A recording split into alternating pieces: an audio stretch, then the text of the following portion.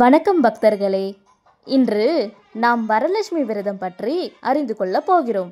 இது பெண்கள் குடும்ப நலனுக்காக விரதமாக நினைக்கும் ஒரு மிக முக்கியமான பூஜை நாளுங்க. இந்த நாளில் எப்படி நம்ம விரதம் இருக்கலாம், எப்படி நம்ம பூஜை செய்யலாம் அப்படின்ற முறையை பற்றி இந்த வீடியோக்குள்ளே தெரிஞ்சுக்கலாம். ஆனால் அதுக்கு முன்னாடி நம்ம சேனலுக்கு லைக் பண்ணுங்கள், ஷேர் பண்ணுங்கள், கமெண்ட் பண்ணுங்கள் மக்களே. வாங்க இப்போ நம்ம வீடியோக்குள்ளே போகலாம். இந்த வரலட்சுமி விரதம் உருவான உண்மையான கதை வரலாறு தெரியுங்களா? ஒரு சமயம் திருக்கைலாலயத்தில் பார்த்தீங்கன்னா பரமசிவனும் பார்வதி தேவியும் வீச்சிருக்காங்கங்க. அப்போது பார்வதி தாயார் சிவபெருமானை நோக்கி ஒரு கேள்வி கேட்குறாங்க. சுவாமி, எந்த தேவதையை நினைத்து பெண்கள் விரதம் இருந்தா அவங்களோட குடும்ப வாழ்வில் நல்ல சுக துக்கங்கள்லேருந்து நீங்க பெற்று சுக வாழ்வை அடைய முடியும் அப்படின்னு சொல்லி கேட்குறாங்க. அதுக்கு சிவபெருமான் சொல்கிறாரு, எல்லா சௌபாக்கியங்களையும் தரும் வரலட்சுமி விரதத்தை பற்றி சொல்கிறேன் கேளு அப்படின்னு சொல்லிட்டு அந்த விரதம் ஏற்பட்ட வரலாற்றையும் கூறுறாங்கங்க. அந்த வரலாறு என்னன்னு இப்போ பார்ப்போமா? ஒரு மாகாண தேசத்தில் குந்தினாபுரம் அப்படின்ற ஒரு ஊர் இருந்துச்சுங்க. அந்த பட்டணத்தில் பார்த்தீங்கன்னா சாருமதி அப்படின்ற ஒரு பதிவிரதை இருந்தாங்க.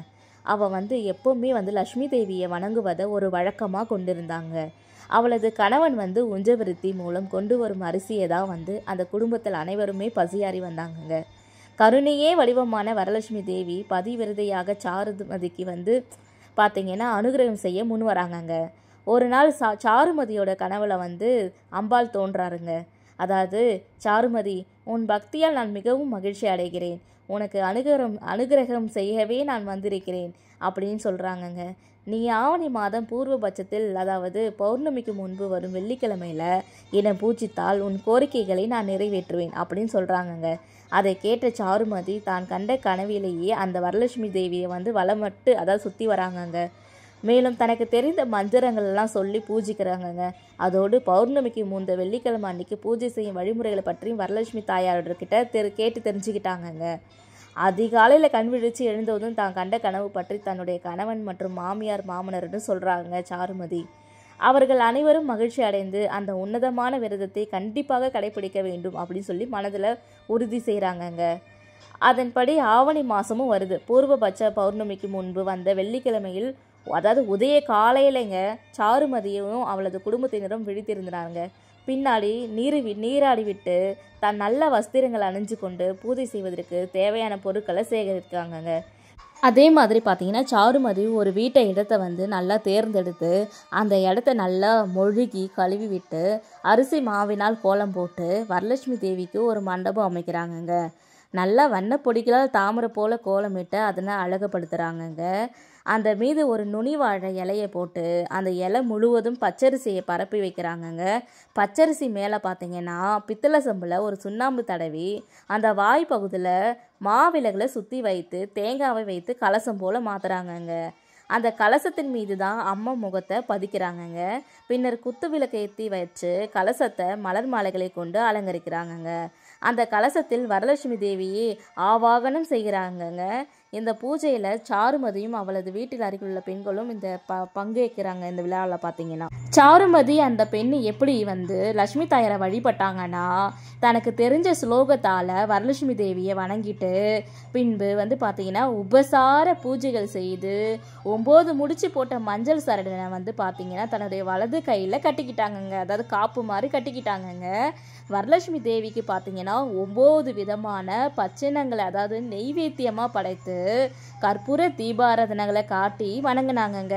அப்புறம் பார்த்தீங்கன்னா விரதம் முடிஞ்ச உடனே அனைவரும் பிரசாதங்களை வாங்கிக்கிட்டு அவங்கவுங்க வீட்டுக்கு போயிட்டாங்கங்க.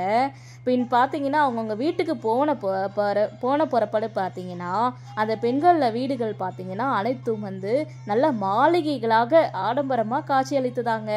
இதை கண்ட மக்கள் அனைவரும் இது சாருமதி செய்த வரலட்சுமி பூஜையோட மகிமையில தான் அந்த வீடு இப்படி ஏற்பட்டிருக்கு அப்படின்னு சாருமதியை போற்றினாங்கங்க. இந்த வரலட்சுமி விரதம் இருப்பவர்கள் வரலட்சுமி தேவியின் அருளை பெற்று தங்கள் பக்திக்கான நற்பலன்களை அடைவது உறுதி என்று பார்வதிக்கு வரலட்சுமி விரதத்தை பற்றி சிவபெருமான் எடுத்துரைக்கிறாருங்க. பவிஷ்ண புராணத்தில் பார்த்தீங்கன்னா பரமேஸ்வரனால் பார்வதி தேவிக்கு சொல்லப்பட்ட இந்த வரலட்சுமி விரதத்தை பற்றி சொல்பவர்களும் சொல்ல கேட்பவர்களும் சரி, விரதம் இருந்து அதை பூர்த்தி செய்பவர்களும் அஷ்ட ஐஸ்வர்யங்களுடன் புத்திர பாக்கியமும் தீர்காயிலும் பெற்று வாழ்வார்கள் அப்படின்றது ஐதீகமாக இருக்குங்க.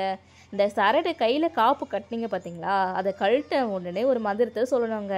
அதாவது பூஜையிலேருந்து அந்த காப்பை கழட்டும் போது சர்வ மங்கள மாங்கல்யே சர்வ பாப பிரணாசினி அப்படின்னு மந்திரத்தை சொல்லிட்டு இது பின்னர் பார்த்தீங்கன்னா தேங்காய், வெற்றிலை பாக்கு, வாழைப்பழம், மஞ்சள் வைத்து அந்த பூஜையில் பங்கேற்றாங்க பார்த்தீங்களா சுமங்கலி, அவங்களுக்கு கையில் கொடுத்து விடணுங்க. இந்த விரதத்தை பார்த்தீங்கன்னா சாருமதி எப்படி இருந்து முடித்தாங்களோ அதே மாதிரி நீங்களும் வந்து இந்த விரதத்தை பின்பற்றி அம்பாலோட அருளை பெறுங்க. நீங்கள் இந்த வீடியோ உங்களுக்கு பயனுள்ளதாக இருந்துச்சாங்க. பக்தி உணர்வோடு இது போன்ற ஆன்மீக வீடியோக்களுக்கு லைக் பண்ணுங்க, பகிருங்க. உங்கள் சுபிஷம் வளர என் மனமார்ந்த வாழ்த்துக்கள்ங்க.